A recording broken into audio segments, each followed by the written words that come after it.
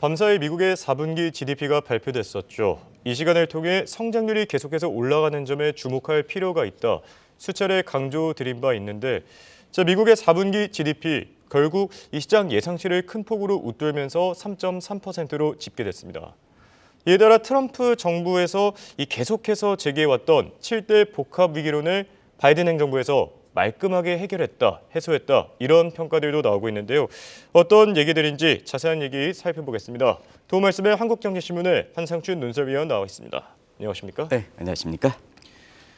미국 경제 정말 놀랍습니다. GDP 속보치가 나왔는데요. 시장 예상치를 큰 폭으로 웃돌지 않았습니까? 네, 사실 그 미국의 4분기 성장률 다들 아실 거로 생각하는데요. 예. 지금 대선이 워낙 그 미국의 최대 이슈니까 이 성장률 놓고 볼 때는 트럼프 정부 때 트럼프가 이제 공식적으로 대선에 참여하고 난 이후에 예. 트럼프 퀴즈를 중심으로 해서 바이든 정부에 공격했던 7대 그 복합 위기군이 있거든요. 그렇죠. 그 대목에서 한번 47대 미국의 대선을 지금 한 10개월 정도 남겨 있습니다는 예. 미리 점쳐보는 시각, 월가에서 그런 시각이 나왔는데요. 새로운 각도를 한번 보겠습니다. 알겠습니다. 일단은 그 미국 경제 성장률 좋게 나왔죠.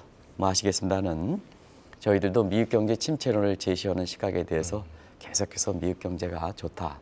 그리고 작년에 아마 기억이 나실지 모르겠습니다는 미국 경제는 뭘 해도 잘 된다.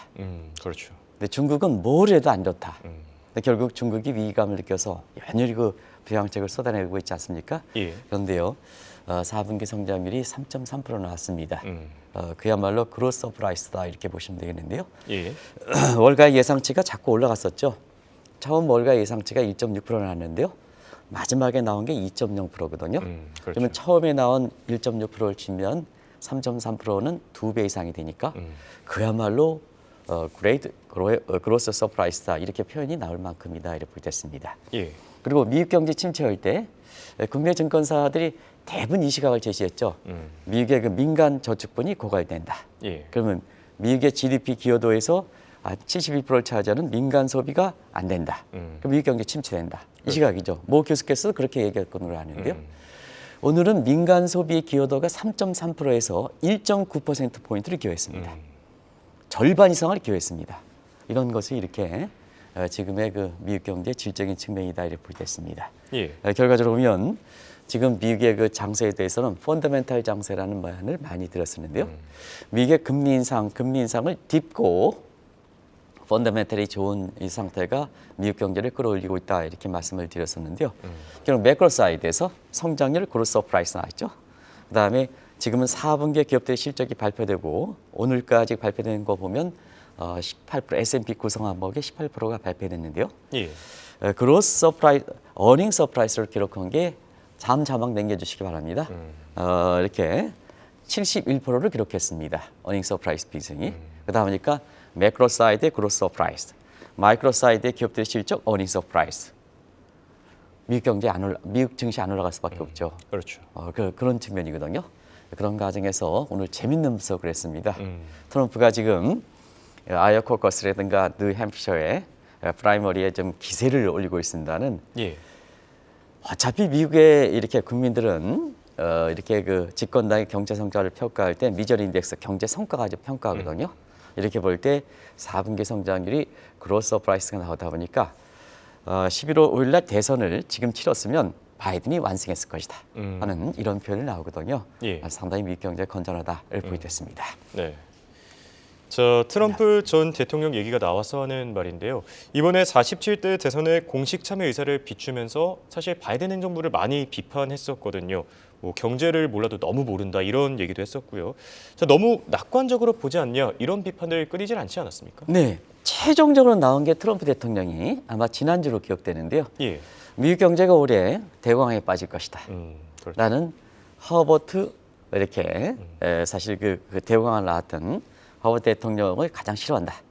그리고 내년도에 내가 1월 20일 날 취임하면 루즈벨트 것처럼 대공황에 빠진 미국 경제를 살릴 것이다 하는 게 가장 나온 바이든 정부의 경제관에서 비판했던 시각입니다. 예. 그러다 보니까 트럼프 입장에서는 바이든의 경제관은 너무 낙관적이라는 얘기죠. 지금 대공황은 엄습을 찾아오는데 당신들은 뭐 하는 거냐 이런 쪽의 시각이겠죠. 예. 그래서 이것을 사실 만연한 경제가 아니다 해서 이미 트럼프 퀴즈들이 1년 반 전부터 이 문제를 얘기했던 시각이고 시청자 여러분한테 전해드렸습니다. 이게 다시 화두가 되니까 4분기 성장이 나오면서 화두가 되니까 다시 한번 이것을 좀 시청자 여러분한테 해설을 해드리겠는데요. 예. 만연하, 내일이라는 스페인 뜻은 다 아실 겁니다. 그러면 바이든 정부의 만연하 경제관이라는 것은 내일은 태양만 뜬다. 아주 낙관적이죠. 그렇죠. 트럼프 입장에서는 그랬지 않습니까? 근데 오늘 그 4분기 성장률이 3.3% 나오고 미국 경제 성장이 연간으로 2.5%, 미국의 잠재 성장이 1.7%니까 오픈의 법칙상 0.8%포인트 인플레 갭이 발생했던 상황이거든요. 이러다 보니까 결국 트럼프의 정부가 비판했던 만연한 경제관이란 너무 낙관적으로 본다. 실제로 낙관적으로 됐지 않습니까? 이 예. 경제관을 비판을 완전히 해소하고 지금 아까 홍영국께서 깔끔히 해소했다. 뭐 미국 경제 침체론을 예. 깔끔히 해석했다. 이렇게 해서 깔끔이라는 게 아주 인상 깊었는데요. 요즘 그 세상을 좀 어둡게 보는 것 이런 걸 쇼펜하우의 우리나라의 소설에서도 오랜만에 좀 인기를 잃다 하는데요. 예. 오히려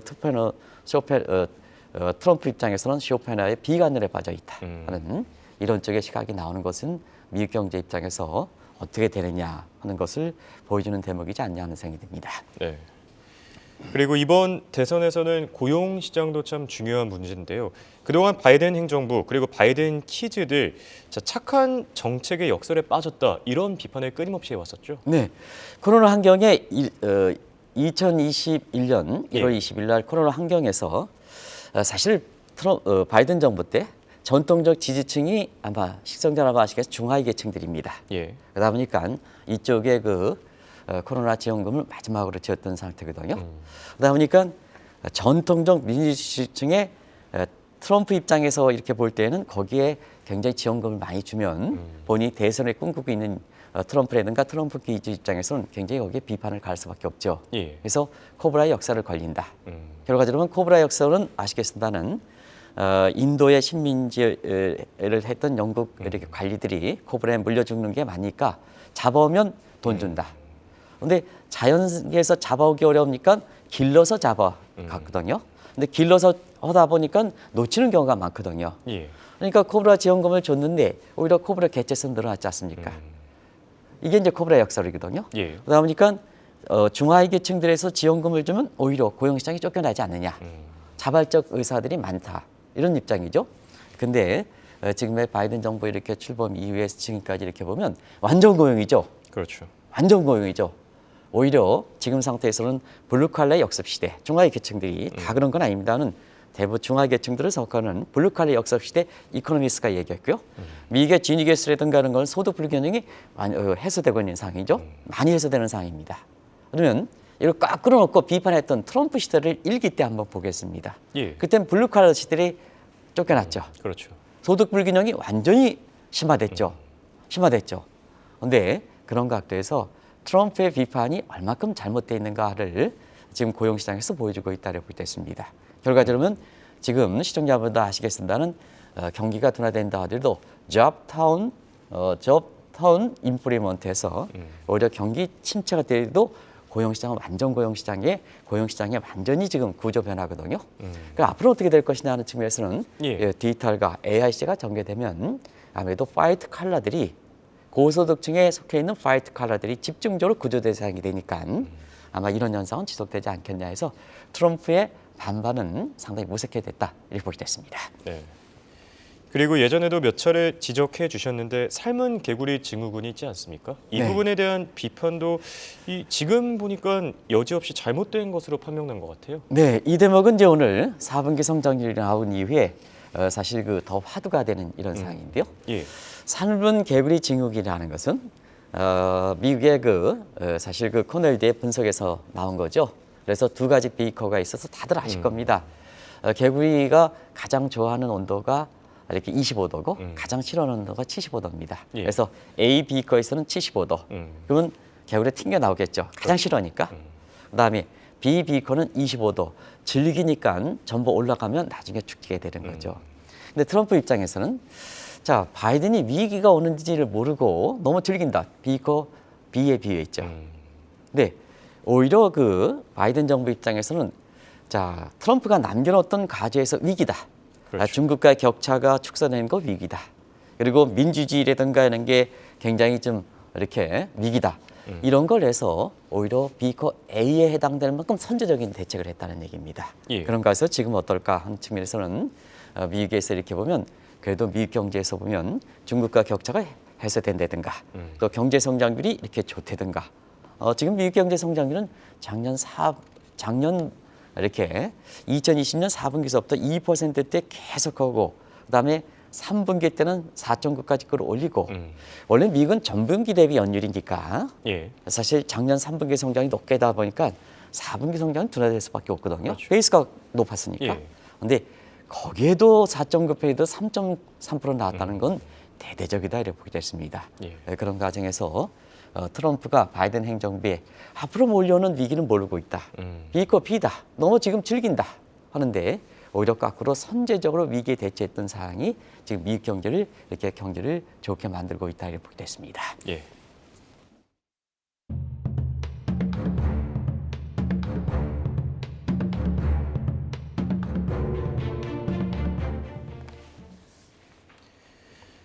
여기에 또 바이든 정부는 애써 외면했던 무각 통증 위기에 걸렸다는 비판도 있지 않았습니까? 네, 같은 맥락이죠. 예. 앞으로 닥쳐오는 위기에 대해서 너무 무시한다. Disregard crisis 이런 얘기죠. 예. 그러면 이제 다른 쪽을 보겠습니다. 경제는 지금 그 말씀드린 대로 삶은 개구리 증후군으로 좀 말씀드렸으니까 다른 쪽으로 한번 보겠습니다. 예. 자, 미국에서 사회에서 보면 민주주의, 그 다음에 시장 경제죠. 아마 이거는 시청자 여러분 아시겠지만 바이든 정부가 첫 출범할 때 직전에 1월 20일 날 했는데 1월 8일인가 9일 정도에 미 의회가 점령당했죠. 예, 그렇죠. 이런 과정에서 미국이 완전히 양분했다. 민주주의의 미국이 상징이고, 근데 민주주의 위기에 걸려 있다. 그리고 민주주의이다 보니까 민주주의를 바탕으로 했던 경제 운영 원천이 시장 경제가 이렇게 사실 붕괴 위기가 됐다. 이런 쪽에 얘기를 많이 했거든요. 예. 이런 것이 결국은 닥쳐오는 위기에 대해서 너무 무각 통증 위기에 걸려 있는 거 아니냐 하는데요. 지금 상태에서는 그나마 민주주의에 대해서 어느 정도 봉합됐던 것이 바이든이다. 그만큼 저소득층 미국 사람들의 가장 많이 깔려 있는 상대적으로 피해를 봤던 사람들의 앞서 말씀드린 같이 지원금을 주는 상태에서 그것이 고용시장이라든가 이렇게 선순환 효과를 줬거든요. 예. 선순환 효과는 민주주의가 어느 정도 보완되거든요. 그리고 시장 경제도 지금 미국의 만큼 시장 경제가 잘 통하는 경우가 없습니까? 완전하진 않지만 그런 상태거든요. 그러면 시청자 여러분 한번 보겠습니다. 트럼프 때 결국은 민주주의와 시장 경제가 이렇게 붕괴될 위험이 됐지 않습니까? 예. 그러면 올해 들어서 이 한국경제신문이 이렇게 해서 이코노미스트에 이렇게 그 번역을 해가지고 지금 화제를 끌고 있는 올해 그 세계 경제 이코노미스트의 세계 경제 전망하면 지금 베스트셀러에 올라 있거든요. 예. 그렇게 보면 자 올해 11월 15일 날 미국의 대선에서 트럼프가 되면 과거 1기 때 민주주의를 붕괴시키고 그 다음에 시장 경제를 붕괴시키는 이게 결과적으로 보면 다시 재현되는 게 아니냐. 그런 측면에서 disregard crisis는 당신 바이든의 비판했던 당신이 문제다는 얘기죠. 예. 누구를 비판하냐? 당신이 문제다는 얘기죠. 그래서 세계 경제 입장에서 민주주의라든가 시장 경제가 붕괴되면 결국 세계 경제 입장이라든가 세계 무역이라든가 국제금융 시장이라든가 시장 경제가 통하지 않는다. 이러면 최대 위기가 되는 거죠. 그래서 오죽했으면 모든 예측 기관이라든가 올해 다보스 포럼에서는 트럼프가 미국의 대선이 되면 세계 경제 입장에서 가장 최대 위기가 될 것이다 하는 문제가 자기가 미 국민들한테 대통령이 되면 이런 문제에 대해서 솔직히 이렇게 돼서 자기의 가장 최대 장애물로 얘기하는 민주주의 복원, 그다음에 시장 경제 복원에서 공약을 내놔야 되는데요. 정작 자기에서 닥치는 위기는 자기가 무시한다. 그래서 disregard crisis 문제는 바이든이 문제가 아니라 트럼프 당신의 문제다. 이런 쪽으로 지금 가는 상황이다 이렇게 보겠습니다. 네. 지금 바이든 행정부가 지적받아왔던 7대 복합 위기론에 대해서 얘기를 나누고 있는데요. 대외 정책과 관련해서는 새로운 넛크래커 위기에 빠졌다 이런 얘기도 있었어요. 네, 넛크래커 얘기는 우리와도 이제 아주 밀접한 관계이죠. 그렇죠. 우리가 부즈 앨런 보고서로 해도 지금 젊은 사람들은 잘 모르실 겁니다. 과거 1990 이렇게 7년에 우리가 사실 외환위기 당했을 때 예. 그때 상황을 보여요. 중국이 딱 하면서 저임으로 노동시장 산업은 이제 올라가는 상태고요. 예. 일본은 첨단 기술로 그렇죠. 인해서 한국을 짓누르는 상황이거든요. 한국은 거의 이렇게 넛크래커의 중간에 까져 있으니까 한국은 이 상황을 극복하지 못하겠다. 그래서 결과적으로는 외환위기가 쉽게 극복하지는 않을 것이다 하는 이 측면에서 우즈 앨런이 제기했던 넛크래커 위기는 굉장히 그때 당시 한국 경제 입장에서 특히 여야 정치권이라든가 경제 강요 입장에서는 굉장히 화두가 됐던 대목입니다. 이게 이제 네오 내지는 뉴 넛 크라이시스라고 하는 것은 예. 바로 트럼프 정부, 바이든 정부 넘어올 때 그런 상황이 됐었죠. 뭐 굳이 그렇죠. 설명하지 않더라도 중국의 추격, 예. 그다음에 첨단 기술 이런 측면에서는 동맹국에 다른 국에 제치고 되다 보니까 결과적으로는 새로운 넛크래커 현상에 걸리지 않느냐. 바이든 정부거든요. 근데 사실은 바이든 정부의 이렇게 대외 정책, 저희 정책 측면에서는 기가 막혔습니다. 앞서 예. 말씀드린 같이 넛크래커 위기는 일본과 중국이 한국에 깔려 있고 이런 문제이기 때문에 대외 정책 사이드거든요. 그러면 트럼프 정부 때 사실 대외 정책은 나바로 패러다임이라고 누누이 말씀드렸습니다. 기득권을 포기하고 자기 자신만 국민들한테 이제 까마귀 대 같이 깍깍 소리 하니까 본인만 얘기할 때마다 언론에 많이 등장하겠죠. 근데 미국이 2차 세계대전으로 왔던 국익을 포기하는 상태에서 같이 까마귀 대 중국과 붙었으니까 다이다이 붙었으니까 소리가 많이 나죠. 예. 근데 국익을 이렇게 증대시키고 국력을 증대시키는 게 뭔지 않습니까? 어려울 때 자 위에서 그냥 한 방에 내리깎는 이런 쪽에 까마귀 대 독수리 문제가 되는 거 아니겠습니까? 그렇죠. 그런 측면에서 설리번 패러다임인데요. 이 설리번 패러다임이 상당히 중요한 상태거든요. 예. 주의했던 상태거든요. 그러다 보니까 지금 상태에서는 넛크래커 현상을 이렇게 제치고 사실 트럼프 정부 때 골드만삭스 비교하면 2027년에 중국이 미국을 제칠 것이다 하는 것 이런 위기감에서 오히려 30년 이상 중국을 제쳤다. 다시 확대시켰다.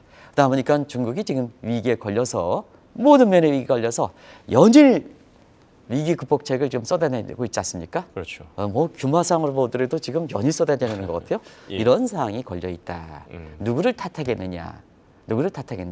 당신의 대외 정책, 트럼프의 대외 정책이 잘못된 건데 누구를 탓하겠느냐 하는 것이 예. 오늘 미국 경제 4분기 성장률이 나온 것과 함께 많은 시각에서 그동안 트럼프라든가 트럼프 퀴즈들이 비판했던 시각에 대해서 자 대선과 맞물려서 이것이 재조명되고 있는 상황이다. 이렇게 보시면 되겠습니다. 네. 비슷한 맥락에서 트럼프 캠프가 지적해왔던 핀볼 위기에 대해서는 어떻게 생각하시죠? 네, 이건 유명한 얘기죠. 핀볼 위기라는 것은 볼링핀이 이렇게 쫙 걷지 않습니까? 예. 위기가 걷히면 나중에는 걷잡을 수 없는 위기라는 얘기입니다. 이게 사실 유명한 제임스 버거의 명저에서 이게 나온 얘기인데요. 뭐 아시겠습니다는 이건 증시에서도 미첼 함정이라 그래서 낙관론이 이렇게 낙관론 피다 보면 다음에 비가 넘어오면 낙관론의 환상 때문에 좀 오랫동안 가야 되는데요. 이게 지금처럼 사이콜로지 이펙트라든가 네트워킹 효과가 있을 때는요. 참 낙관론이 있다가 비가 넘이 나면 이게 신생한데 갑작스럽게 이게 말하기 좋아하는 사람들 비가 넘는 얘기를 내가 경기 침체를 했는데 지금 미국 경기가 침체되지 않느냐 예. 주가 떨어진다 하는데 뭐 주가를 최근에 무슨 교보증권의 무슨 뭐 리서치 센터장이 한국 증시가 좀 조금 떨어진다 하는데 봐라 뭐냐 지금 주가 예측할 시점입니까? 한 달도 안 됐는데 봐라 말이야 내가 주가 예측했는데 가장 1900에서 2500 떨어졌는데 이렇게 됐지 않았느냐 각종 인터뷰에 나오고 있는데요. 이렇게 해서 지금 증시의 예측에 한 달도 못 돼서 그런 얘기 하겠습니까? 한 달도 하겠습니까? 어떻게 될지 어떻게 되겠습니까? 좀 더 지켜보는 게 봐야 되죠. 예. 이런 얘기가 나오는 거다. 봐라 내가 예측했는데 맞았지 않느냐.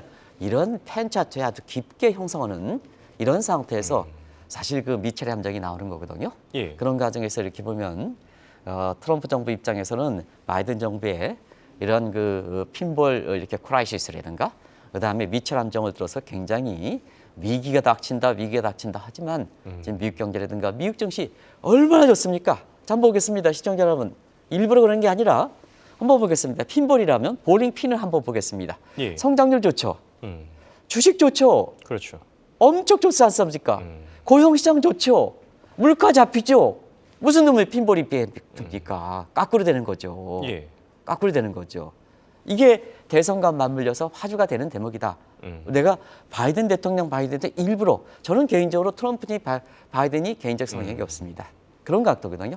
그래서 사실 정치를 할 때는 경제 현상을 올바르게 제기해야 본인 자신들보다 반대를 위한 반대를 하다 보니까 이게 성장률과 함께 위기의 대선과 맞물려서 지금 화두가 되는 상황이다 이렇게 말씀드리겠습니다. 네. 뭐 그만큼 경제 상황이 지금 이상적으로 흘러가고 있으니까요. 네네. 충분히 공감되는 내용이고요. 마지막 비판이었습니다. 더 큰 바보 이론에 졌다. 이 비판에 대해서는 어떻게 생각하시죠? 네, 이게 유명한 얘기죠.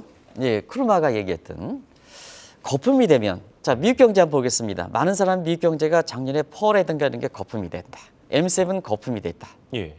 이런 얘기지만 펄을 이렇게 볼 땐 거품이다. 빠진다. 근데 크루마는 뭘 얘기했느냐? 그렇지 않다. 거품이 됐을 때 더 큰 바보가 나타나기 때문에 더 큰 바보다. 또 나는 이런 시각에서 더 현명한 투자자를 바꾸겠습니다. 예. 더 큰 바보가 나타나기 때문에 더 사줄 것이다. 그렇기 때문에 거품을 딛고 올라간다. 이런 얘기죠. 이게 그레이터 풀 시어리. 그러다 보니까 이게 기후변화 관련해서 자 CO2 가스를 줄여야 돼. 비용을 누가 할 것이냐. 이건 바보가 나타나야 되거든요. 근데 트럼프 입장에서는 바이든이 기후환경 변화에서 외부성이 강했던 CO2 가스를 줄이는 비용을 누가 하겠느냐. 바보가 나타나겠느냐. 근데 이거에 대해서 애착을 갖고 있으니까 너무 이거에 대해 걸려 있지 않느냐 하는 시각이거든요. 예. 근데 올해 들어서 이 문제에 대해서는 트럼프가 얘기했던 시각이 상당 부분 잘못될 수가 있다. 오히려 트럼프나 트럼프 퀴즈가 이 얘기를 할 때는 올해 슈퍼 엘니뇨 2년 차가 되면서 기온도 1.5도를 벗어날 거로 보고 있습니다. 이제는 더 큰 바보와 관계없이 현재 할수록 줄여야 됩니다. CO2 가스를. 그래야지 인류가 대참사에서 벗어날 수가 있는 거거든요. 지금 전 세계적으로 이상기온 때문에 미국 같은 경우는 마이너스 40도 떨어지다가 다음날 홍수가 나오는 이런 사태가 터지지 않습니까? 예. 그래서 이제는 누구를 핑퐁 게임 할 게 가다는 올해는 현재 할수록 CO2 가스를 줄여야 된다. 트럼프와 트럼프 퀴즈가 이 문제를 들고 났을 때는 대선에서 상당 부분 불리하게 될 것이다 이렇게 얘기하는 거거든요. 그런 과정에서 바이든 대통령의 문제다 이렇게 보겠습니다. 자, 예. 이 문제를 왜 끌고 나느냐 하면 7대 복합 위기로는 윤석열 정부가 벌써 한 1년 한 반 전에 예. 사실 1년 반이 채 1년 반 이상이 됐네요. 벌써 나왔을 때 복합 위기를 들고 나왔습니다. 자, 성격은 다르지만 복합 위기 미국에서 7대 위기 증후군 복합 위기에 해당되는 거죠. 복합 위기를 들고 나왔습니다. 바이든 정부는 7대 복합 위기를 다 극복했습니다. 가장 경제적 측면에서는 제닛 옐렌이 주도한 예일 거시기업 경제 파괴라는 이런 거 구체적으로 말씀드렸습니다. 예. 자, 한국은 좀 어떨까? 한국은 어떨까? 7대 복합 위기에서 얼만큼 해소됐을까? 작년에 추부총리 같은 경우는 1% 성장률 1.4% 나왔죠. 상저하고 이게 뭡니까? 이게 너무 낙관적이지 않습니까? 만연의 경제건 다 비울 수가 있는 거죠. 시간 관계상 제가 비울 수 없겠습니다. 예. 그러면 우리 개인 투자가는 어떠냐 하면 개인 투자가 조국을 등질 수밖에 없다는 얘기입니다. 올해 성장률 미국은 작년 성장률 2.5%입니다. 우리는 1.4%입니다. 우리는 미국보다 경제 탄력성가 높습니다. 그렇죠. 안 갈 수 있습니까? 자, 그러다 보니까 글로벌 자금 흐름은 한국을 외면하는 이런 상태에서 어저께 나갔습니다는 코리아 패싱 문제를 얘기했었고 외국 자금은 떠나가는 서든 스타 문제를 얘기했었고 한국 사람들은 개인 투자가 입장에서 나갈 수밖에 없습니다. 자막이 안 나옵니다는. 그러면 이거를 좀 극복하려면 어떻게 되느냐. 다시 데려가려면 외국인도 들어오고 코리아 패싱 문제도 해결하고 그다음에 외국인들이 한국 개인 투자가들이 턴어웨이 현상 미국이라든가 일본으로 나갔던 현상을 좀 턴어라운드 들어오게 하려면 예. 7대 복합 위기론을 좀 극복해야 되지 않느냐. 그런 상태에서 개인 투자가 입장에서는 지금 감세라든가 공매도 금지라든가 대주왕대선을 이렇게 하는데 야 이거에 대해서 왜 반대하느냐. 저는 지금보다 더 줘야 된다고 생각합니다. 완전히 개인 투자가 되돌아야 되지 않습니까? 한국 증시가 살리고 그래야지 경제가 살아가는 거 아니겠습니까? 그렇죠. 그런 측면에서 오늘 미국의 7대 복합 위기론에 극복하는 문제는 윤석열 정부가 처음 출범해서 복합 위기론 또 지금의 외국 자본이 떠나가고 글로벌에서 코리아 패싱 문제고 개인 투자가들이 한국을 떠나는 턴어웨이 현상일 때 상당히 우리 경제라든가 우리 경제 강렬이라든가 또 야당 의원도 마찬가지입니다. 이렇게 중재법이라든가 이런 것 있잖아요. 지금 이거 하면 한국 경제 소상공인이 아주 무너지게 되거든요.